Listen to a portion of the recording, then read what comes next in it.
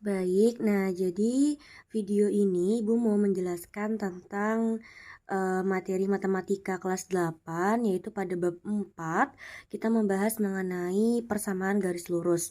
Nah, jadi untuk persamaan garis lurus ini ada beberapa materi yang harus kalian pelajari. Tapi yang pertama yang akan kita pelajari mengenai materi pertamanya adalah grafik persamaan garis lurus. Nah, untuk grafik persamaan garis lurus ini kalian harus memahami dulu materi prasyarat agar kalian mudah untuk mempelajari materi ini. Nah, yang mana untuk materi prasyaratnya itu adalah sistem koordinat kartesius. Nah, ini kan sudah kalian pelajari ya di bab 2 tentang sistem koordinat kartesius. Kalian masih ingat kan? Nah, untuk koordinat kartesius ini itu misalnya Ibu ada contoh di sini. Ini itu kan adalah bidang koordinat ya, bidang koordinat. Nah, untuk bidang koordinat ini kan terdiri dari dua sumbu. Ada sumbu X, di sini sumbu X ya, yang horizontal. Sedangkan yang vertikal ini adalah sumbu Y-nya, ingat itu. Nah, kemudian kan untuk sumbu X-nya yang di sebelah kanannya ini, dia bernilai positif. Ya kan, 1, 2, 3, 4. Sedangkan yang di sebelah kirinya ini dia bernilai negatif. Negatif 1, negatif 2, negatif 3, dan seterusnya. Kemudian untuk sumbu Y sendiri yang di atas ini itu dia bernilai positif, berarti dia 1, 2, 3, dan 4, kemudian seterusnya. Sedangkan yang di bawah sini dia bernilai negatif, negatif 1, negatif 2, negatif 3, negatif 4, dan seterusnya. Adapun perpotongan titik antara sumbu X dengan sumbu Y, di sini dia bernilai 0. Kalian harus ingat, ini tentang sistem koordinat kartesius. Nah, kemudian kan misalkan ada soal di sini. Di sini tuh soalnya adalah tentukan titik koordinat titik A nih 3,0. Nah, gimana caranya? Kalian harus ingat, yang pertama 3 ini sebagai siapa? Dia sebagai X, sedangkan 0 ini dia sebagai Y. Nah, lihat aja X kan, sumbu X di sini nih. Nilainya berapa? 3. Positif kan? Makanya letaknya sudah di sini nih. Di sini. Kemudian lihat, sumbu Y-nya berapa? 0. Berarti kan 0 di sini nih. Berarti kalau X-nya 3 di sini, 0-nya di sini, berarti dia itu titiknya berada pada sumbu X. Maka di sini nih nilainya nih 3,0. Artinya X-nya 3, sedangkan Y-nya 0. Nah, kemudian gimana caranya menentukan titik koordinat yang B? Kalian lihat, di sini yang ada nilainya siapa? Si Y kan? Ini Y, ini X. Berarti kan sumbu Y di sini nih. Y-nya berapa? Negatif 2. Oke, negatif 2 di sini. Sekarang kalian lihat, X-nya berapa? X-nya 0 kan? Berarti kalau Y-nya negatif 2 di sini, X-nya 0, maka titiknya itu berada pada sumbu Y-nya. Maka di sini nilainya adalah 0, negatif 2.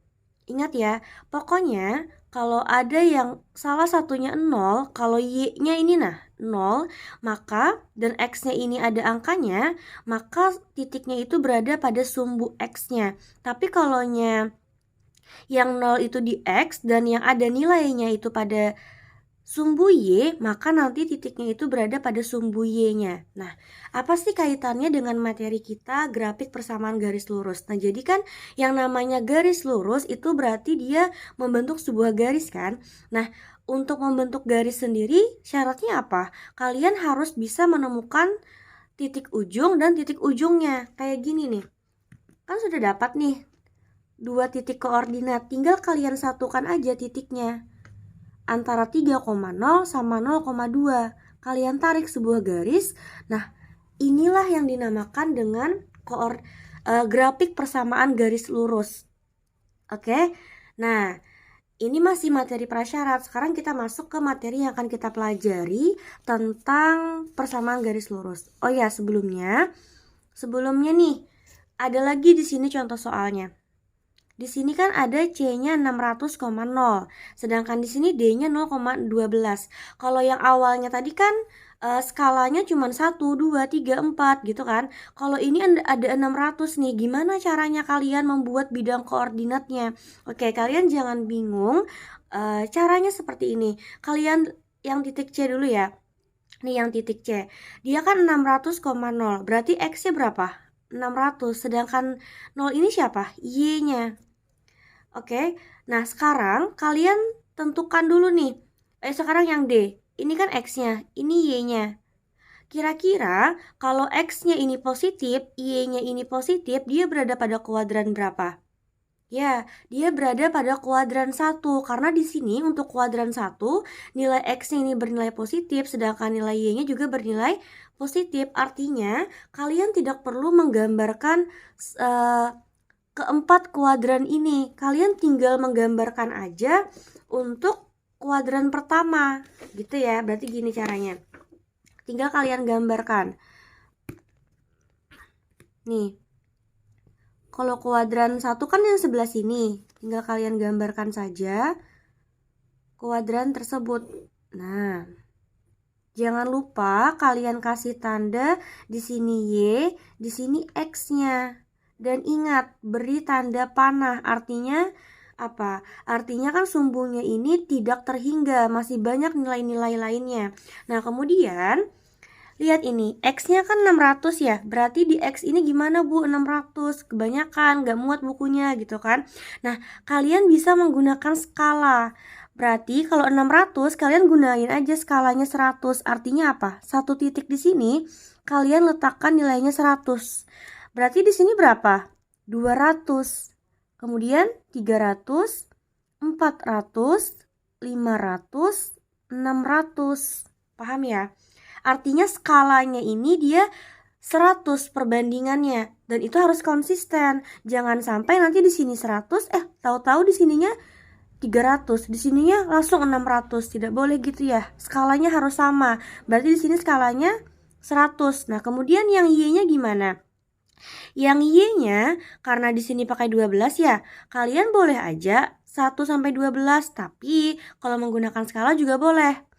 Ibu mau gunain skalanya skala 3 deh. Berarti kan di sini dimulainya dengan 3.